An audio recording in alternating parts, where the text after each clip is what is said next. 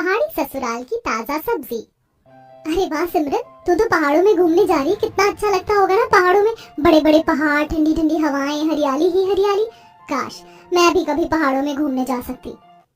यार तू तो ख्याली दुनिया में ही खो गई। अच्छा मैं निकलती हूँ, मेरे हस्बैंड मेरा इंतजार कर रहे हैं। ऐसा कहकर सिमरन चली जाती है और आंचल घर आ जाती है। घर आते ही आंचल की माँ नंदिनी कहती है, आंचल आज इतनी देर कर दी बेटा तूने घर आने में। हाँ माँ, मेरी फ्रेंड है ना सिमरन, उसकी अभी अभी शादी हुई है तो वो अपने हस्बैंड के साथ शिमला हनीमून मनाने जा रही है। बस उसी से बातें करने में इतनी देर हो गई। तुम्हें तो पता है ना माँ कि मुझे पहाड़ों में घूमने का कितना शौक है। जब भी पहाड़ में घूमने की बात होती है तो मुझे ऐसा लगता है कि मुझे पंख लग जाए और मैं तुरंत उड़कर पहाड़ में पहुंच जाऊं और वहाँ की ठंडी ठंडी हवा खाऊं और बहुत सारी रील बनाऊं। अच्छा अच्छा बस कर, मैं तो तुझे ये बता रही थी कि कल तुझे लड़के वाले देखने आ रहे हैं। लड़के की सरकारी नौकरी, तेरे पिताजी को भी ये रिश्ता बहुत पसंद है और अगर तुझे भी जम जाएगा तो हम तेरी शादी पक्की कर देंगे। हो माँ, तुम्हें मेरी शादी की इतनी क्या जल्दी है? इसमें जल्दी की क्या बात है, तेरा ग्रेजुएशन भी हो चुका और तेरी शादी की उम्र भी हो गई और तूने ही तो बताया ना कि तेरी सहेली हनीमून पहाड़ों में मनाने जा रही। हो सकता है तेरी किस्मत में भी हनीमून पहाड़ों में मनाना लिखा हो। अगले दिन निखिल अपने परिवार वालों के साथ आंचल को देखने आता है। आंचल एक सुंदर सी ड्रेस पहनकर सभी के सामने आती है तो निखिल के माता पिता और उसकी बहन हिमांशी की नजर आंचल से हटती ही नहीं है। तभी निखिल की माँ सावित्री देवी कहती है, बहन जी, हमें आपकी बेटी बहुत पसंद है, हमारी तरफ से रिश्ता पक्का। इसी तरह निखिल और आंचल का रिश्ता पक्का हो जाता है। देखते ही देखते 2 महीने गुजर जाते हैं और निखिल और आंचल की शादी हो जाती है और आंचल दुल्हन बनकर अपने ससुराल आ जाती है। आज आंचल का ससुराल में पहला दिन था। वो रसोई में जाती है तो उसे वहाँ ताजी सब्जियां रखी दिखाई देती हैं। फिर आंचल सबके लिए खाना बनाती है। सभी लोग आंचल का बनाया खाना खाकर बहुत खुश होते हैं। दूसरे दिन शाम का समय था, तभी घर के बाहर ठेले वाले ने आवाज दी, ताजी सब्जी ले लो, ताजी सब्जी, भिंडी, गोभी, मूली, टमाटर, भटे, गाजर ले लो। ठेले वाले की आवाज सुनकर सावित्री अपनी बहू आंचल से कहती है, चलो बहू, हम ठेले वाले से सब्जी खरीद लेते हैं। दोनों सास बहू नीचे जाती हैं तो मोहल्ले की काफी औरतें भी सब्जी खरीद रही थी। तभी सावित्री भी ठेले वाले से अलग अलग तरह की सब्जियां खरीद लेती हैं। फिर वो दोनों सास बहू उन सब्जियों को लेकर घर आ जाती हैं। तब सावित्री अपनी बहू से कहती है, बहू चलो सब्जियां काट लेते हैं और खाना बनाना शुरू करते हैं। माँ जी, ठेले वाले ने तो सब्जी बहुत अच्छी दी है। हाँ बहू, ये ठेले वाला हमारी कॉलोनी में रोज ताजी सब्जियां लेकर आता है, हम रोज इसी से सब्जियां खरीदते हैं। अब आंचल और सावित्री मिलकर खाना बना लेती हैं। तब तक हिमांशी भी कॉलेज से आ जाती है। हिमांशी कहती है, माँ खाना बन गया क्या? मुझे बहुत भूख लगी है। बस बन ही रहा है, तेरे भैया और पिताजी भी आ गए, तब तक आंचल खाना लगा देगी। तभी आंचल के ससुर गोपेश और निखिल दोनों आ जाते हैं। आंचल सभी के लिए खाना लगाती है। तभी गोपेश कहता है, भाई मानना पड़ेगा, सावित्री को रोज वो ठेले वाले से ताजी ताजी सब्जियां लेती हैं, इसलिए सब्जियां इतनी अच्छी बनती हैं। वो तो ठीक है, लेकिन थोड़ी बहू की भी तारीफ करा करो, उसने इतना अच्छा खाना बनाया है। हाँ हाँ भाई बहू, तुमने बहुत अच्छा खाना बनाया है। ऐसी आंचल की शादी को पूरा 1 हफ्ता बीत गया था। एक दिन निखिल ऑफिस के आने के बाद अपनी माँ से कहता है, माँ बॉस ने मेरा ट्रांसफर शिमला में कर दिया है, हम लोगों को 1 हफ्ते के अंदर ही शिमला निकलना होगा। ये सुनकर आंचल बहुत खुश हो जाती है और कहती है, अरे वाह, ये तो बहुत बड़ी खुशखबरी है। मैं तो हमेशा से पहाड़ों में घूमना चाहती थी। माँ जी, हम पहाड़ों में घूमेंगे, वहाँ की ठंडी ठंडी हवाओं में हमें बहुत मजा आएगा। हाँ हाँ बहू, मैं जानती हूँ कि तुझे पहाड़ी इलाके में जाने का बहुत शौक है, लेकिन तैयारी करते समय गर्म कपड़े रखना मत भूलना, वहाँ ठंड भी बहुत होती है।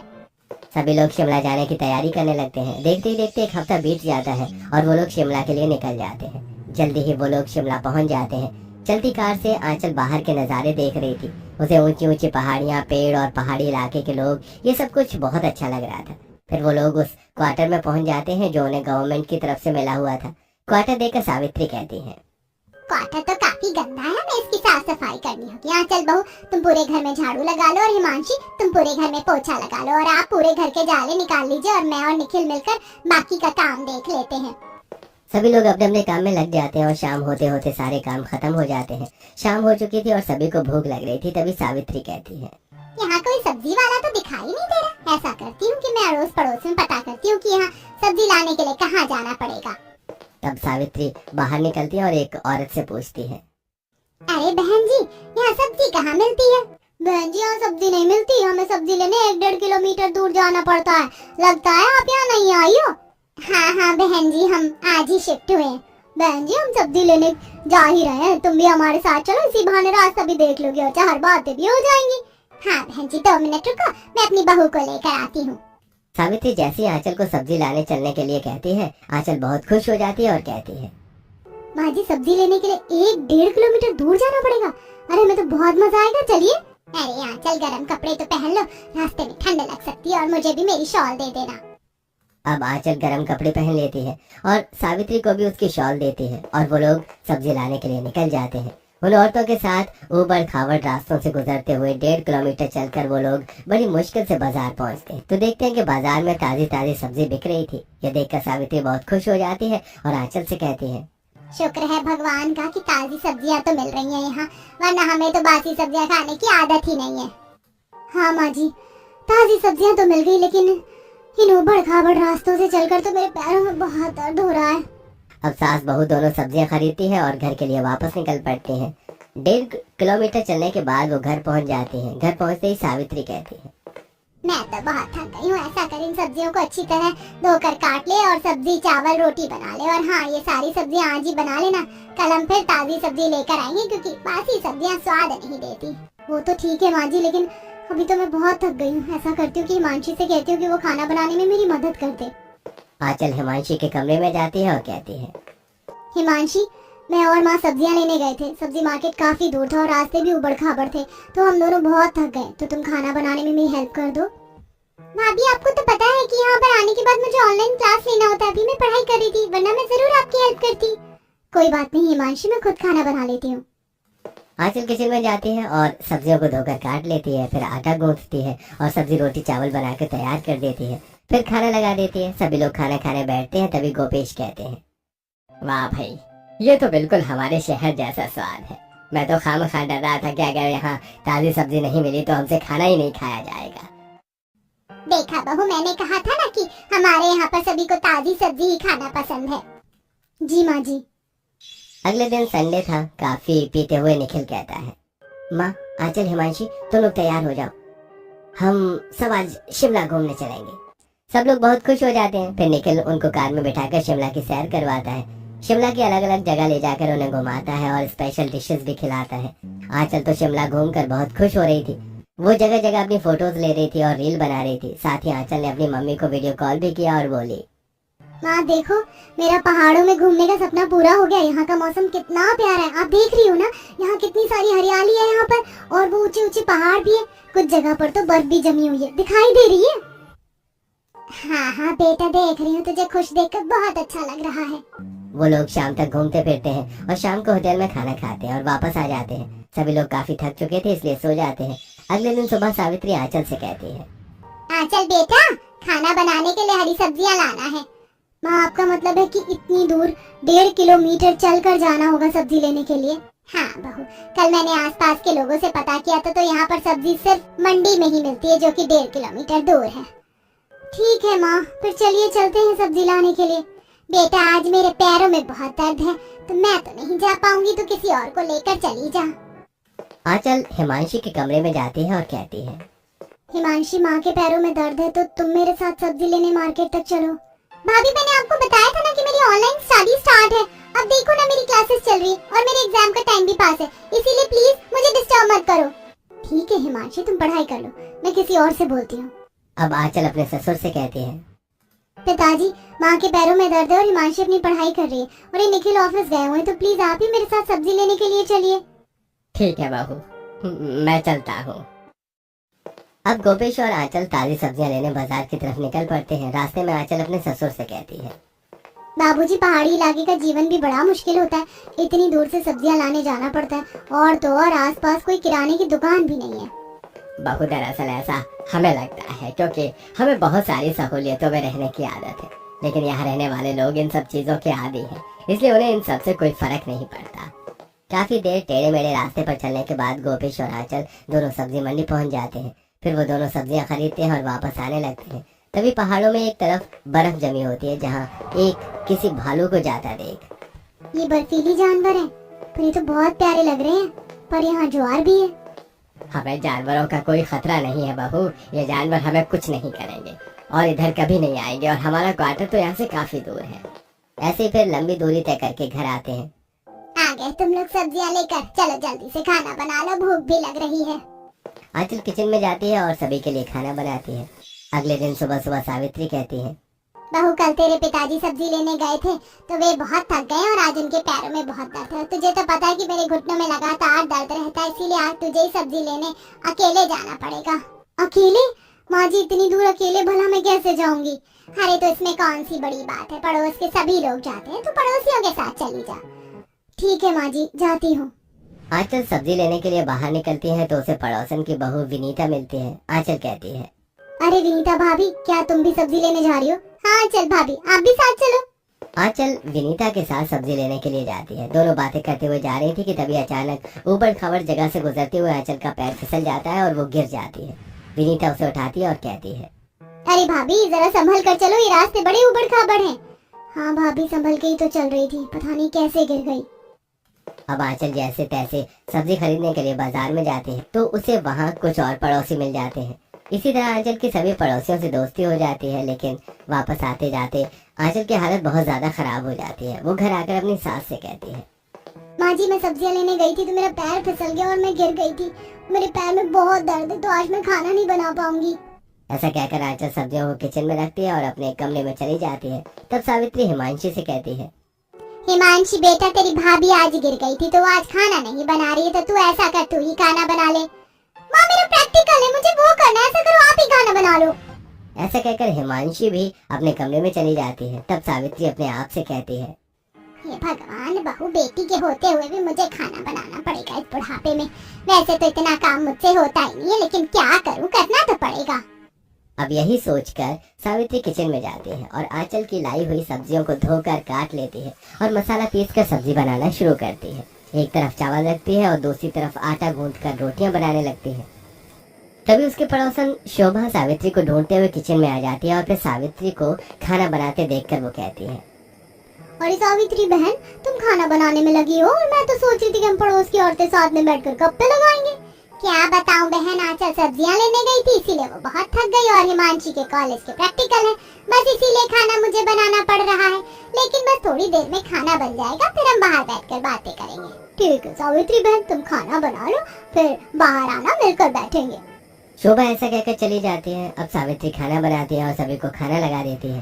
फिर बाहर जाकर मोहल्ले की औरतों के साथ बैठकर बातें करती है। अगले दिन सावित्री आंचल से कहती है, आंचल बहू जा और सब्जियां ले, और हाँ सब्जियां लाने के बाद खाना बना लेना। आज मैं तेरा कोई बहाना नहीं सुनूंगी कि तू थक गई है। माँ जी वो बहाना नहीं होता है, मैं सचमुच थक जाती हूँ, इतनी दूर पैदल चलने की आदत नहीं है मेरी। अब आंचल बाहर निकलकर देखती है कि उसे कोई पड़ोसी मिल जाए तो वो सब्जियां लेने चली जाए, लेकिन उसे कोई नहीं मिलता तो वो वापस अंदर आकर अपनी सास से कहती है, माँ जी आज तो बाहर कोई पड़ोसी नजर ही नहीं आ रहा, आप ऐसा कीजिए कि हिमांशी को भेज दीजिए, मैं अकेले सब्जी लेने नहीं जाऊंगी। अरे हिमांशी बेटा जरा सब्जियां लाने चले जा तो अपनी भाभी के साथ। सावित्री के बहुत मनाने के बाद हिमांशी आंचल के साथ सब्जी लाने के लिए तैयार हो जाती है। अब आंचल और हिमांशी दोनों सब्जी लाने के लिए निकल पड़ते हैं। रास्ता टेढ़ा मेढ़ा और ऊबड़ खाबड़ होने की वजह से हिमांशी के पैरों में दर्द हो जाता है, तो हिमांशी अपनी भाभी से कहती है, अरे भाभी और कितना दूर चलना पड़ेगा, मेरे तो पैरों में दर्द हो गया, भला इतनी दूर से सब्जी कौन लेकर आता है। थोड़ी दूर और है हिमांशी। क्या अभी और दूर है? बाप रे, मैं तो कहती हूँ कि हमें ताजी सब्जियाँ खाना छोड़ देना चाहिए, रोज रोज की इतनी मेहनत बहुत मुश्किल का काम है। हाँ भाभी आप सही कहती हो, ऐसा करते हैं कि ज्यादा सब्जियाँ रख लेते हैं और माँ से कह देंगे कि 3-4 दिन बाद ही सब्जी लेने जाएंगे। ठीक है हिमांशी, जैसा तुम्हें ठीक लगे। अब आंचल और हिमांशी दोनों बाजार पहुंच जाते हैं। वो घर के लिए 3-4 दिन की सब्जी ताजी खरीद लेते हैं और घर वापस आ जाते हैं। इतनी सारी सब्जियां देखकर सावित्री कहती है, अरे बहू इतनी सारी सब्जी, मैंने तुम्हें बताया है ना कि हमें बासी सब्जियां खाने की आदत नहीं है, हम केवल ताजी सब्जियां ही खाते हैं। माँ मैंने ही भाभी को कहा था कि हम 3-4 दिनों की सब्जियां खरीद लेते हैं, क्योंकि सब्जी मंडी काफी दूर है, हमें तो पैरों में दर्द हो गया। बेचारी भाभी भी रोज सब्जी मंडी जाकर थक जाती होंगी। हे भगवान, आज की पीढ़ी इतनी जल्दी थक जाती है। अरे ऐसी भी कौन सी बड़ी बात है बाजार से सब्जियां लाना, अगर मेरे घुटनों का दर्द नहीं होता तो मैं ही रोज जाकर सब्जियां ले आती। देखो आंचल, हमारे घर में किसी को बासी सब्जी खाने की आदत नहीं है, वैसे भी ताजी सब्जियां खाने का अलग ही फायदा होता है, इसीलिए सब्जियां तो ताजी ही लानी होंगी। तुम ऐसा करो, ये जो एक्स्ट्रा सब्जियां हैं वो मुझे दे दो, मैं पड़ोस के घर में दे आती हूँ।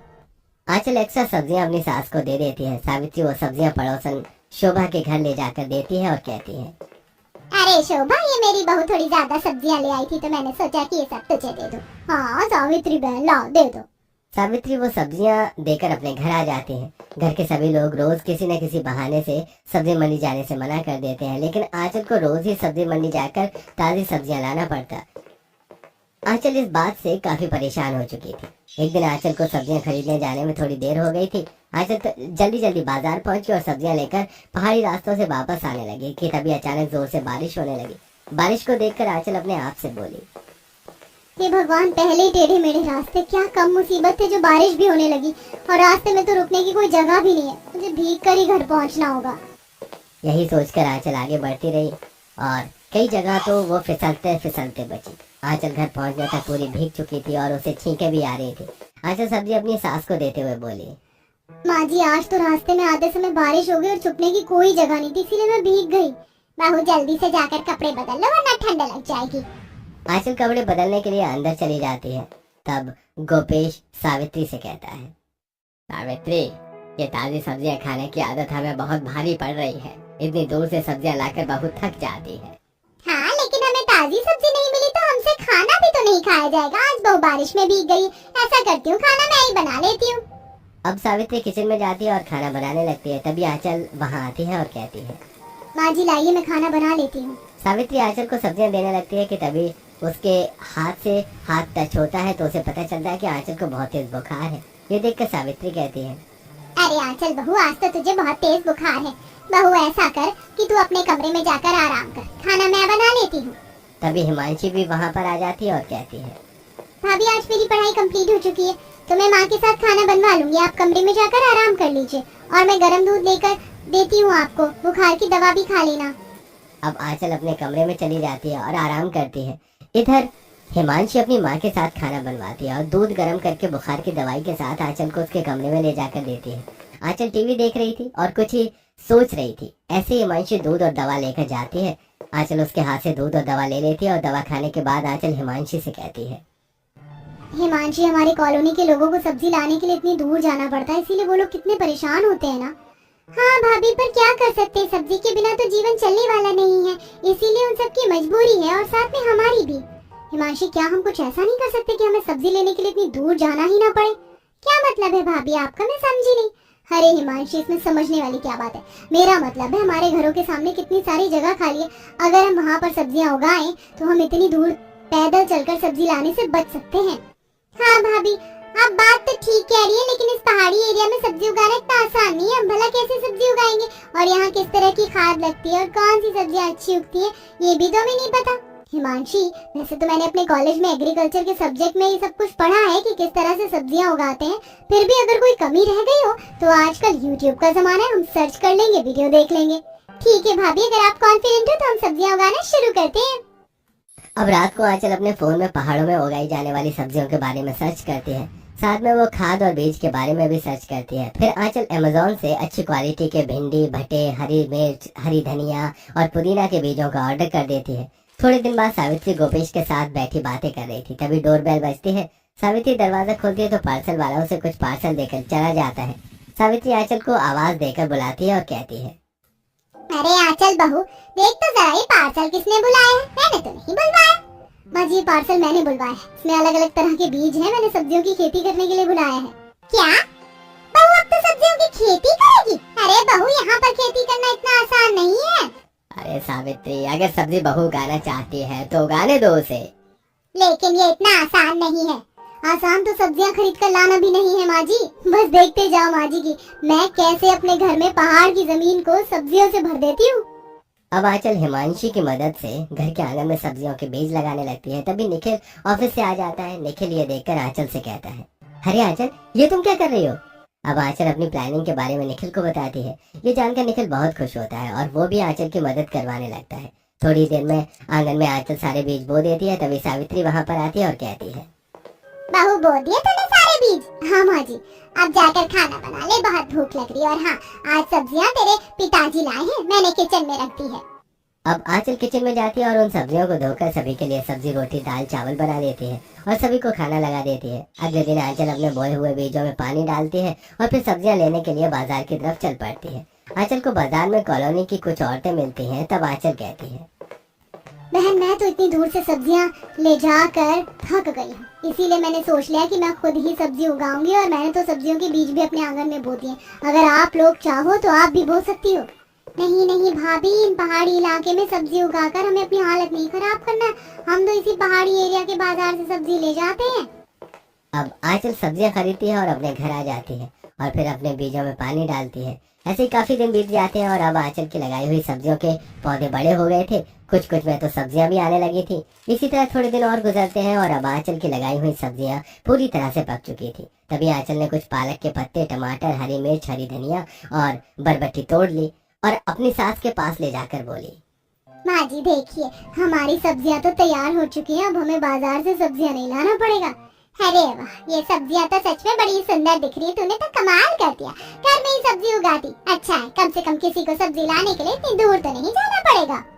तभी घर के बाकी लोग भी वहां आ जाते हैं और आंचल के हाथों में घर की सब्जियां देखकर बहुत खुश होते हैं। अब आंचल रोज सब्जियों के पौधों की देखभाल करती। एक दिन आंचल अपनी सब्जियों के पौधों की देख रेख कर रही थी कि तभी पड़ोसन विनीता वहां आती है और आंचल की सब्जियों को देखकर कहती है, अरे वाह आंचल भाभी, तुमने तो अपने घर के सामने इतनी सारी सब्जियां लगा ली है, ये तो तुमने बहुत ही अच्छा किया। अब तुम्हें इतनी दूर सब्जियां लेने के लिए पैदल नहीं जाना पड़ेगा। हाँ बहन, मैंने इन सब्जियों के लिए बहुत मेहनत की है और बहुत दिमाग भी लगाया। हाँ हाँ बहन, वो तो दिख ही रहा है। मैं कॉलोनी की सभी औरतों को जाकर इस सब्जी की खेती के बारे में बताऊंगी। तुम हम सब औरतों को सब्जी की खेती करना सिखाना ताकि हमें भी घर बैठे रोज ताजी सब्जी खाने को मिल सके। हाँ हाँ बहन, क्यों नहीं। अगले दिन शोभा पूरी कॉलोनी की औरतों को आंचल की सब्जी उगाने के बारे में बताती है। ये सुनकर सभी औरतें बहुत खुश हो जाती हैं और वो भी अपने अपने घरों में सब्जियां लगाना चाहती हैं, पर उन्हें नहीं आता था, इसलिए वो सभी लोग आंचल के घर पहुंच जाती हैं। वहां पहुंचकर वो आंचल की लगाई हुई सब्जियों को देखती हैं जो कि बहुत ताजी और अच्छी तरह पकी हुई लग रही थी। ये देखकर सभी लोग बहुत खुश हो जाते हैं। वो लोग आंचल से मिलने के लिए घर के अंदर जाते हैं तो सावित्री देवी सामने हॉल में ही बैठी हुई। तब विनीता कहती है, सावित्री चाची, आंचल भाभी तो बड़ी ही टैलेंटेड निकली, उन्होंने इतनी अच्छी सब्जियां घर में उगा ली, हम भी उनसे घर में सब्जियां उगाना सीखने आए हैं। हाँ हाँ क्यों नहीं, आंचल तुम्हें घर पर सब्जियां उगाना जरूर सिखाएगी।